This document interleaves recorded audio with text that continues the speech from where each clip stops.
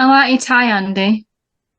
Merry Thank you very Christmas. much. I thought I'd better get like Christmas themed, right? Seeing as we are what 20 days, 20 days Oh away God. until Gets Christmas. faster every year. I know. I've got And my that, Christmas jumper on. I was Oh going to yeah, say, yeah, that's very good, Emily. Yeah, that's I still amazing. need to get one of them. Amazon. Amazon, is it? Oh, 20 quid, I think. oh, are they? Do they do different ones as well? Yeah, they do many different ones. Hmm. I'll have to get one for when we do our Christmas podcast. Because I sort of Yes. let the side down last time. There's always one. Chris, can you hear me? Good evening. I can hear you now. Good evening, Oh, Andy. brilliant. How are we? Amazing. Hello, good Hello. evening again. I'm Evening honoured. again. Yes, we meet again. Becoming You're like at an annual you're at it tradition. again, selling your goods. Yeah, exactly. Yeah, it's like an annual tradition now, I think, isn't it? Really, Yeah. twice. Well, 2 years and 2 years on the trot, as it were. Yeah, amazing. Thank you very much for asking me to come back. No problem. So, Very what are you welcome. selling this time then at the auction? So we've got it's Friday this week, December the 8th, and we've got a British comedy auction. It's filled with memorabilia from all manner of British comedy series. We've got a lot of items from Last of the Summer Wine. In fact, right behind me, you can probably just see the bottom half of Compo's costume there from Last of the Summer Wine. We've got Wow. scripts from The Office. We've got stuff from Blackadder. We've got stuff from Red Dwarf. You name a sitcom, we've basically got something from it. But I know you lot aren't interested in that. You want the Only Fools and Horses items, and we've got some really amazing pieces. The last 2 years we've done an Only Fools and Horses auction at this time of year. Of course, Only Fools and Horses was filmed in Bristol. I think Nelson Mandela House, well, the location used for Nelson Mandela House, I think is a 12-minute drive away from where I'm stood. So we always do this. So every year we have some kind of Only Fools and Horses themed event, and this year happens to encompass other sitcoms as well. But all year we've been sourcing items from various different private collectors. We've got items in from people that worked on the show. We've got some items in from people that stood at the barricade watching them film the riot scene in Fatal Extraction. So we've got all sorts of stuff, and I would love to show you some bits and pieces. Do you want me to just jump straight in? Yeah, that'd be great. So perhaps the one that is probably the most famous item that you might have seen in the press. I'll try and hold it up for you as well. So this is an original bottle of Peckham spring water used in production. So this is used in the scene in the flat where Del and Rodney are frantically bottling up the water. And this is special for a couple of reasons. I'll pop it back down just in case I drop it. Special for a couple of reasons. So first of all, it's empty. It doesn't actually have any water in it. I think there were something like 200 made for that scene, and I think like 20 or 25 are known to exist. And I think this is the first empty one that I've ever seen. And so it was empty because obviously if it was in the background of a scene, they didn't actually need to have it filled with water. It was an unnecessary expense and an unnecessary risk. So that's the first empty one that I've seen. You're kind of lucky because I went to one of these shows and I bought a bottle of Peckham Spring, not an original, but it had water in it. But I kept it for about 4 or 5 years and it actually did turn a funny colour. So Ironic. Very authentic. Yeah. That's come to us from a gentleman who was actually a camera operator on the episode. And it's been in the press quite a lot, I think, over the weekend because he actually went to throw it in a recycling bin. The thing that the newspapers didn't know is that he actually had 4 of them and did actually throw 3 of them into a recycle bin. Not a second ago. He came back. What a plonker. He came back from the recycling centre and found this one still in his cupboard and said, I'll throw it away tomorrow because he's going back for another run. And in the meantime, he spoke to one of his family members who had seen our auction last year in which we sold one that had been signed and was like, I think that's worth quite a lot of money. We shouldn't throw it away. and he came into us the next day. And I think when we put an estimate of several thousands of pounds on it, I think he didn't feel very well, I don't think, because he literally threw 3 of them in the recycling bin. So it's a rarer survivor, and it's actually quite lucky that hasn't been melted down and made into something else by now. So it's very special. And of course, it's just one of those things that just makes people smile. I mean, it's one of those episodes, Mother Nature's Son, one of those episodes that everybody knows. And I just love that. I think it's so special. It is the second one we've sold. It's in very, very good condition, this one. I just love it. I think it's fab. I'm sure that will find a new home and someone to look after it for all of its life. Of course, you're talking 30 years old, actually, Andy, aren't you? It's probably 1992, 1993, something like that. The programme went out. So it's an old bottle, that, as well. Yeah, it really is. I mean, it's not gonna win any prizes on the Antiques Roadshow or anything, but No. Probably one of the most famous glass bottles in all of British history, I would have thought. And I love it. The label, you can go on our website and look at the close-up of the pictures. The label is like a properly professionally printed label. So it's got all of the nutritional information on it. It's got all of the factual information, and it even says from an ancient and natural source. Of course, we all know the tagline to that joke. And it's a proper professionally made prop. It's proper glass bottle, proper glass sealing on it as well. It's got the proper top factory sealed on it as well. So for all intents and purposes, it is a proper bottle of water. But I love it. I just think it's one of those iconic things. We're all showing off something this evening. We're all showing off something. I've got my hat. Chris has got his very lovely. impressed with your hat. Your hat is amazing. Yes. Thanks. And Chris has got his lovely curtains. Show us the curtains, Chris. Yeah, my new curtains I got the other week. Amazing. Wow. Yeah. Oh, that was again Neil Huckle, actually, Andy, that made the doors that you've got there. That you've got one of the back doors again, I think, haven't you? There. Yeah, that's right. I mean, look. One of the things I love about Only Fools and Horses is that all of the things that were in Del Boy's flat, the curtains, the bar, the various trinkets and ornaments, 30, 40 years ago were rubbish. They were junk. But now, I mean, those curtains you've got there, Chris, good luck finding an original pair. And if you do, good luck finding them for a cheap price. They just don't exist. I take great, I like the fact, I think Del Boy would now be proud of how much his junk is worth. I think it's hilarious. It's the same with those, the Lion cookie jars that Del uses as cigar jars. We've got a replica one in the auction. I think last year we sold an original one.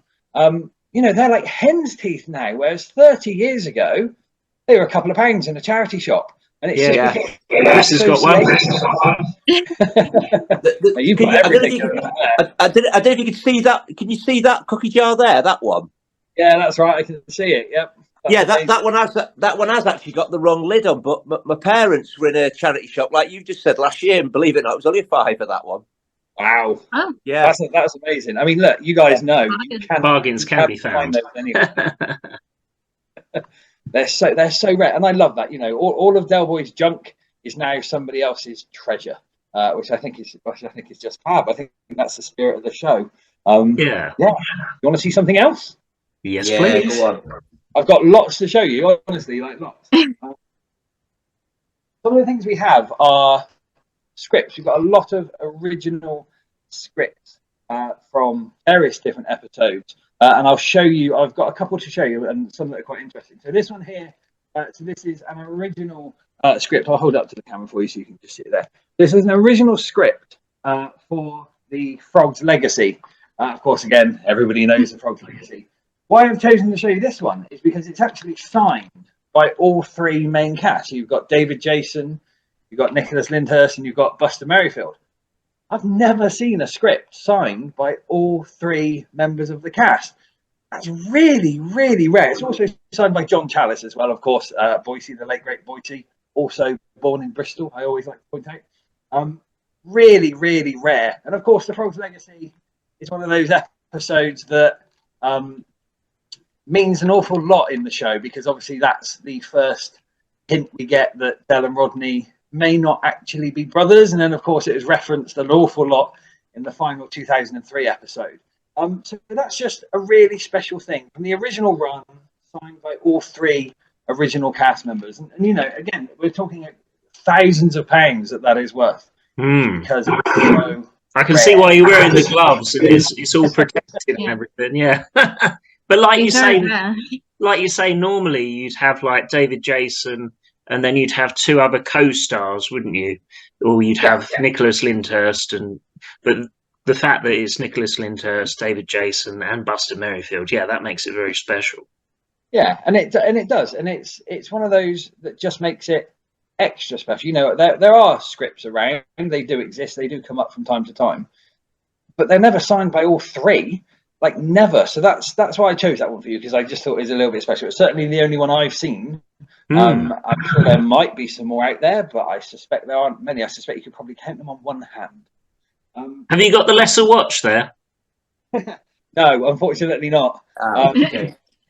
Yeah, I've always been looking out for one of them. I know one sold a few years back in a different auction house, and I think the bidder quite famously dressed up as Batman when he was bidding on it, which was always quite funny.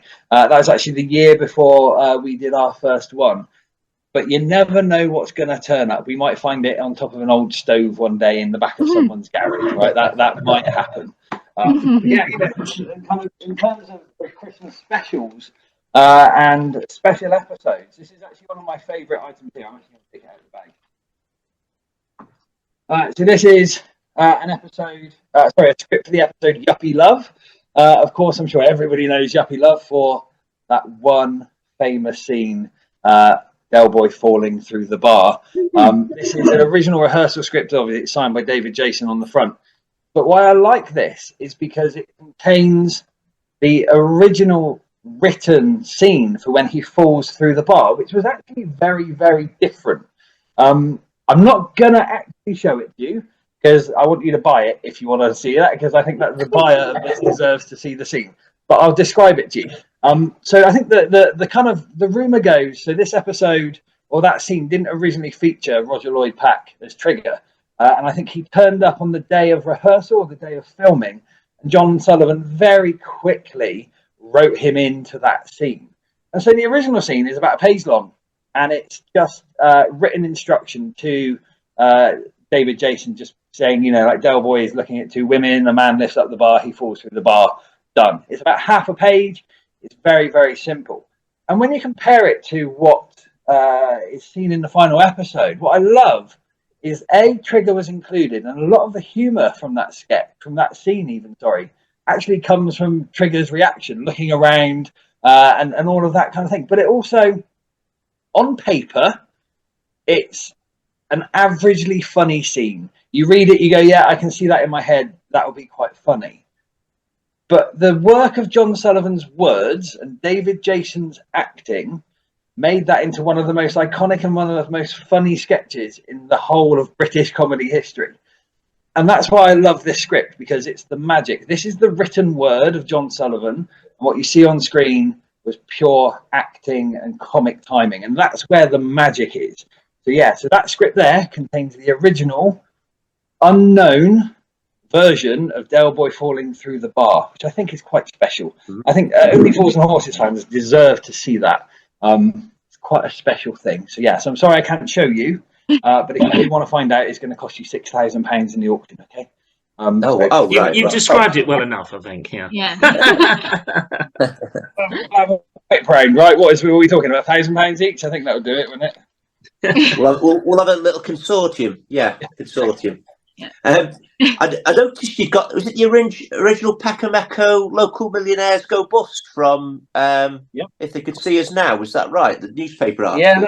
So that is the original prop. So they probably made, whenever they make a prop, particularly a paper prop or something that's handled, they always make multiples. So there are always going to be 2 or 3 or maybe even 3 or 4 different versions for different days for filming, some for rehearsal, some from the studio, some for location. So they probably made a handful of those. That is one of the original ones. It comes in a beautiful frame. It is literally ready to hang on a wall, and it is amazing. It's been signed by David Jason as well, and it's got a photo there signed by the other cast holding that newspaper. And I just love it because it's, you know, if you saw that in a pile of newspapers, it wouldn't stick out because it's an actual proper newspaper. But you know, to have something from the show that's quite iconic to that new trilogy, you know, the fact that the local millionaires went bust is the crucial moment as to when the Cotter family returned on TV. So that's quite a crucial thing, and I just love it because it's one of those important props. It may not necessarily be as iconic as a cigar jar or Peckham Spring, but it's vital to the show. The story of that final trilogy in 2001 to 2003 wouldn't exist if it wasn't for that prop. It's a really important thing. Yeah. Anything else you see that tickles your fancy? Yeah, I was looking at. There's a lot of autographs there, isn't there? There's not many of there's one or two David, Nick, and Buster as well, isn't there? A few photographs as well that I quite like the look of. Yeah, there are. We've got lots of amazing pictures. There is a frame presentation. I haven't actually got it with me here, but I know exactly which one you're talking about. There's a frame presentation there of David, Nick, and Buster all signed on one piece of card. I think that's been framed up. Again, it's really, really rare. I mean, you know, Only Fools and Horses was immensely popular when it was out. You know, I think 20 to 25 million people would watch it. But it's only recently, in like the last 20 or so years, I would say it's achieved cult status.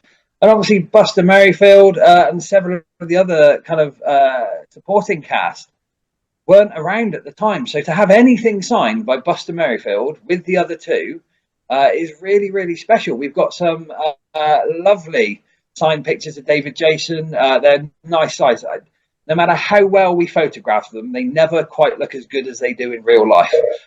They're really, really, really nice. If you just, you know, you can go to any shop and pay 15 quid for a frame, and they're just going to look gorgeous up on the wall as well. We've got some stuff that's signed by obviously lots of the supporting cast as well. So like we've got signed photos there from the Green Grass with Boyce and Marlene. We've got a beautiful kind of early, I think the Appreciation Society must have made it. It's like a little cartoon drawing that is signed by most of the cast. I think the only one missing on it is actually Nicholas Lyndhurst. It's got Kenneth MacDonald on it. It's got Roger Lloyd Pack. It's got John Challis. It's got Roy Heather. It's a really nice special thing. And you know, for autograph collectors, you can add more to those kind of items. You know, I think the conventions happen every year. The actors are often in theatre. So you can buy these things and you can add to it. It can become more of a personal project. So there's loads and loads of that kind of stuff in there as well. Some of the items I'm showing you, or most of the items I'm showing you, are multiple thousands of pounds, but there's stuff in the auction for everyone. There are some things where, you know, £30 might get you something special, £50 might get you something special. We don't like having things that are just for, you know, people that want to spend £10,000. We like something for everyone. And if people want something that's affordable, something that's not grossly out of their price range, you'll find it in our sale. Because that's what we do. We like catering to everyone. Great. Emily, do you want to ask Andy a question? Yeah. Have you seen anything signed by Leonard Pierce? I have seen things signed by Leonard Pierce. I don't think we've got anything in the auction. We might have. I actually can't remember. I've only ever seen 2 Leonard Pierce signatures.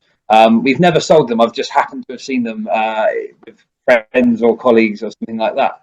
And again, he's one of those names that most Only Fools and Horses collection of autographs are missing. Very, very, very rare. So rare we've never sold one. It's quite special to find one of those. But he was quite prolific in theatre. He was, you know, before he appeared in Only Fools and Horses, which was at the end of his career, he would often be in various different stage shows or review shows. So they do exist. They're just really rare. Yeah, it's been quite a lot though, hasn't he, as well? Yep. I noticed you've got some good props like the apple mug, isn't it? In Healthy Competition, the cup and sauce that David signed, I think, hasn't he? I've noticed, Andy. You know, the signed replica props you've got are incredible. I like my favourite one that I've never actually seen before is I think it's the Idiot mug, which is the mug that they use in Friday the 14th when they're playing Monopoly. and it's the mug that they use to shake up the dice. And I love that someone has spent the time to go and find that original vintage item and associate it with the show. And I love that people out there collect anything to do with it. I mean, one of my favourite things that we've got down here is a replica. So it's not one actually used in the show, but it's identical to it. One of Del Boy's stick telephones. From various episodes. That was kind of his main form of communication, really. Signed by David Jason as well. And it's just one of those things that, was a kind of a household item to many people growing up. But now the association with Only Fools and Horses kind of overrides that. And, this can be great. It's a great bit of fun to have on the mantelpiece or like in your man cave or in your Only Fools and Horses room, as it might be there, Chris. A great thing to have. Again, it's. I think it will cost you a couple of £100 to get, but in comparison to an original prop, which would be thousands, I think that's quite an affordable and quite a special and quite a fun item to have as well. Yeah. I think it's quite fun.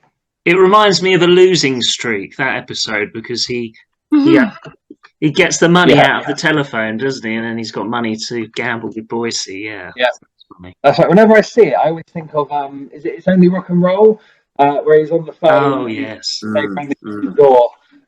That's just, I just love it. I just think it's one of those amazing things as well. Something else I like as well.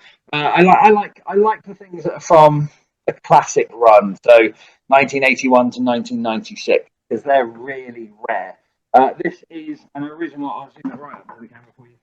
This is an original. There are replicas around, but this is one of the original. And I think they only made a handful, probably two. This is the South East London's Publicans Ball ticket there. Of course, where Del and Rodney then turn up as Batman and Robin. That's the original ticket there. Got all the pictures there of it being used as well. And again, the Batman and Robin scene running through the alleyway was filmed 15 minutes away from where I'm stood. And that iconic moment wouldn't have happened if they didn't have to go to this ball. So again, it's not necessarily an iconic prop, but it's a really important one. Without this ticket, this ticket was a device that was used to get them to that location. So I think that's really, really special. That's an original, not a replica, an original one used in production. Yeah, you hear you're buying one of these at the bar, don't you? But you never actually see it. So that's also I think you see it from the background. What I love, and it's the same with the Peckham Echo, is that there's fake articles written on the front of that newspaper about Peckham and about local news events that somebody probably spent a couple of hours writing that was used for seconds on screen. So it's that attention to detail in the prop making that I just find incredible. People were paid to make authentic items, and they really paid great attention to detail. And the Peckham Spring as well. I mean, they didn't have to put all of the details on the label. They didn't have to go and get the nutritional information, but somebody did, because it's about attention to detail. And that's what I love, is that somebody, these aren't just props. They are effectively works of art, and somebody spent a lot of time and effort perfecting this so that it doesn't stand out, so that it looks normal. And I love that. I think that's fab. What's that gold thing on the Del Boy in that picture? The one on the that big one there. Yeah. Over here? Yeah. Aha, it's like I paid you to ask me. So that is an original screen-used Del Boy flat cap. We don't know exactly which series or which episodes it was used in, but the photograph of him there shows him wearing one that, as far as I can tell, is that one. But obviously they were mass-produced, so it might not be that exact one he's wearing in the picture. But that is straight from production, and that is really iconic. You think of Del Boy, you think of the flat cap, the gold rings, and the three-wheeled van. Well, there's one of the actual flat caps there. An amazing thing. I mean, that should sell, I don't know, like £5,000, maybe £10,000, something like that. Several were used, because obviously it ran for a good chunk of time. So David Jason would have probably had 10 or 15 different caps over the years. That's one of them. But that's an icon. That's a celebrity in itself. Really special thing. Thank you for asking about it. You're welcome. Chris is wearing one, but it's not an original, is it, Chris? No, unfortunately not. I was going to say he did wear, Andy, like different caps as well. So you'd have some fun if you bought it. Looking at the episodes, thinking, "Oh, that could be the cap I bought," couldn't you? Really, because he did wear different styles and different colours. So you look at one that's identical. There's a good chance it probably is the cap that you've purchased, really, from the auction. Yep, exactly. I quite like the idea that somebody will buy some of these items and sit there watching the show whilst holding it or reading it. Part of my job sometimes is we will receive items. I mean, if I go back to Compo's costume there, I've had to watch about 12 hours of Last of the Summer Wine on a Sunday evening just to try and screen match it. So a good chunk of my job sometimes is I will sit down at home and go through a script to make sure that there are no missing scenes or everything's as it was. I think last year we quite famously discovered about 10 minutes of faulty towers in a script that had been written but never recorded. And we found that out because on a Saturday night when my plans got cancelled, I was watching Faulty Towers and thought, let me just have a look at this script. So, I am one of the people that gets to sit down and check this stuff and try and screen match things, try and make sure that things match up to their broadcast, because that's where a lot of value comes from and a lot of interest. I know I grew up with Only Fools and Horses, so I don't need to watch the episodes to know the scripts. Right, I can flick through and go, that's not a line I recognise. And it's the same. So we've got a Jolly Boys outing script as well, and there's quite famously some scenes in the Jolly Boys outing that were recorded but never actually broadcast. They were taken out. I think there's two scenes. There's one in the nightclub, and there's one just after they go into the Villa Bella. And they walk past a miserable-looking couple, is what the script says, and there's some dialogue there, and that scene was taken out. But that's in the original script. So I'm very privileged and very lucky to be able to see some of these things that the ordinary Only Fools and Horses fan doesn't. That's quite well documented, so that's not a scoop or anything like that. I dearly wish it was. But how lucky am I? I get to see and hold these things, and I hope that fans of the show out there want that feeling as well, and I hope that these items find new homes. I'm sure they will. Can you tell us when it is? You better tell us when the auction is. Yep. So the auction is this Friday. So that's December the 8th. Starts at 11 o'clock. You can find the catalogue. There's about 275 items. Again, it is Only Fools and Horses. There's a lot of Only Fools and Horses stuff, but we cover all sorts of sitcoms as well. If you live locally, you are more than welcome to come on down to our sale room. We can sit there. It's always a bit of fun. There's always lots of sitcom fans there. Or you can find the catalogue on our website, which is www.auctioneum.co.uk. We used to be called East Bristol Auctions. This year we've had a rebrand, so we're called something else. But if you search East Bristol Auctions, you'll find it. Our website's still up and running.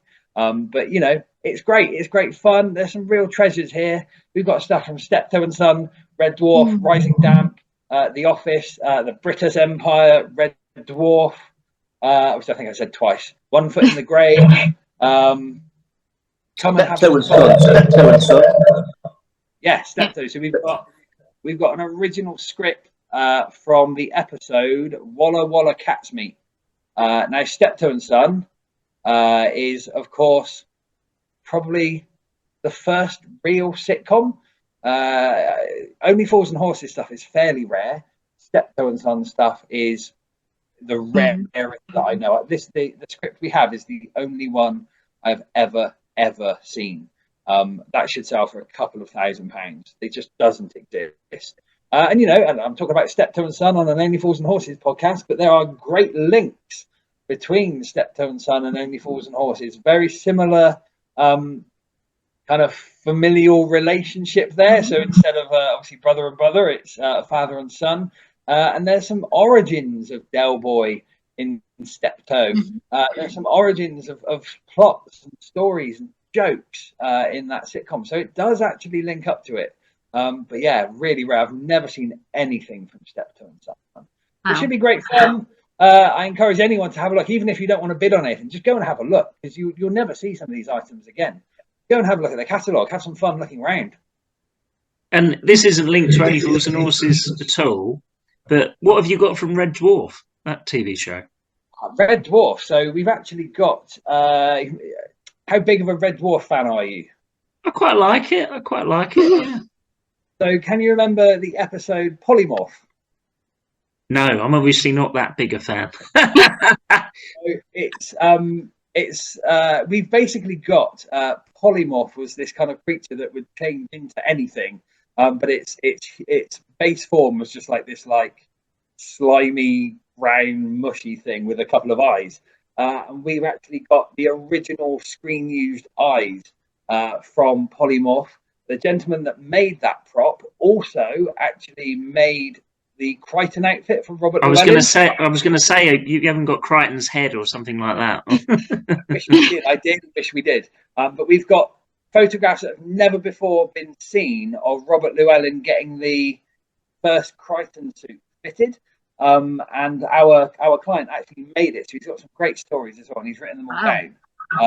We haven't got Crichton's head, we haven't got a Starbug or anything like that, but it's little interesting things that deserve some attention, and they deserve some love. And if anyone's writing a Red Dwarf or something like that, these photos are going to be invaluable because they're unique. No one's ever seen them.